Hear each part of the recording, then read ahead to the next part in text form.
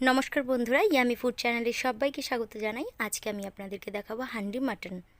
तो भिडियोटी शेष पर्यन्त देखार अनुरोध रइल। चलुन ताहले शुरू करा जाक। आमी एखाने 1 किलोर मतो माटन नियेछि आर एर मध्ये 100 ग्राम टक दई दिए दिচ্ছি।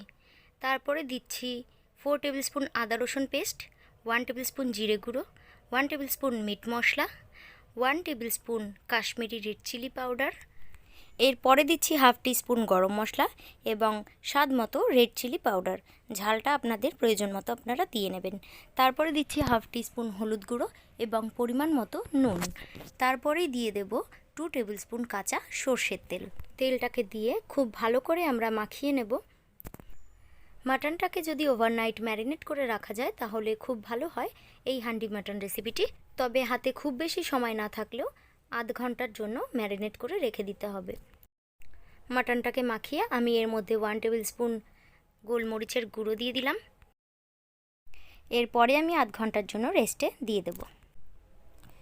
एरपरे आमी एकटा माटिर हाঁড়ি निये निয়েছি আর হাঁড়িটাকে आगे थेके जले भिजिए रेखेছিলাম। হাঁড়িটা জলে ভিজিয়ে রাখার পরে একদম টাটকা রোদ্রে হাঁড়িটাকে শুকোতে দিতে হবে। আর যদি রোদ না থাকে সেক্ষেত্রে গ্যাসের ফ্লেমটাকে একদম লোতে রেখে মিনিট 10 মতো হাঁড়িটাকে গরম করে নিতে হবে।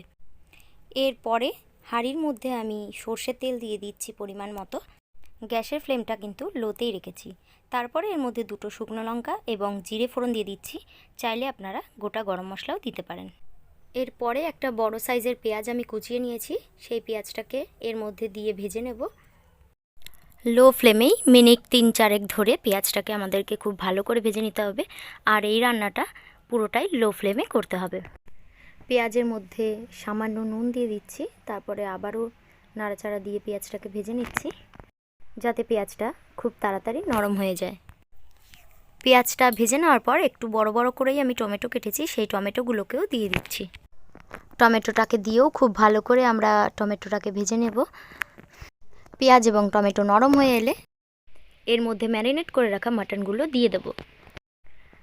এরপরে আমি একটা গোটা রসুনকে ভালো করে ধুয়ে রেখেছিলাম, এর মধ্যে দিয়ে দিলাম। আপনারা চাইলে দিতে পারেন, না হলে অ্যাভয়েডও করতে পারেন, তবে রসুনটা দিয়ে দেখবেন ভালো লাগে। তারপরে আমি আগে থেকে আলু ভেজে রেখেছিলাম, সেই আলুগুলো দিয়ে দিলাম।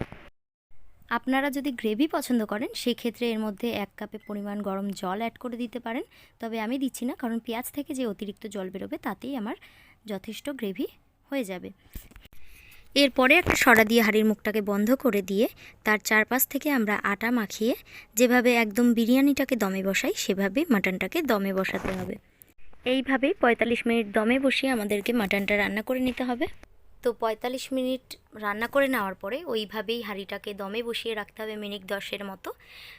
এরপরে একটা ছুরির সাহায্যে আটার মুখটাকে আমরা কেটে দিলাম। ঢাকনাটা সরিয়ে কালারটা দেখতেই পাচ্ছেন কতটা দুর্দান্ত হয়েছে।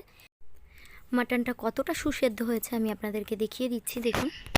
তো সামনের রবিবারের দুপুরের মেনুতে এই হান্ডি মাটন রেসিপিটি রাখতে অবশ্যই ভুলবেন না যেন। ভিডিওটি ভালো লাগলে একটা লাইক করে দেবেন। চ্যানেলটিকে যারা এখনও সাবস্ক্রাইব করেনি তারা অবশ্যই সাবস্ক্রাইব করবেন। যারা করেছেন তাদেরকে অসংখ্য ধন্যবাদ।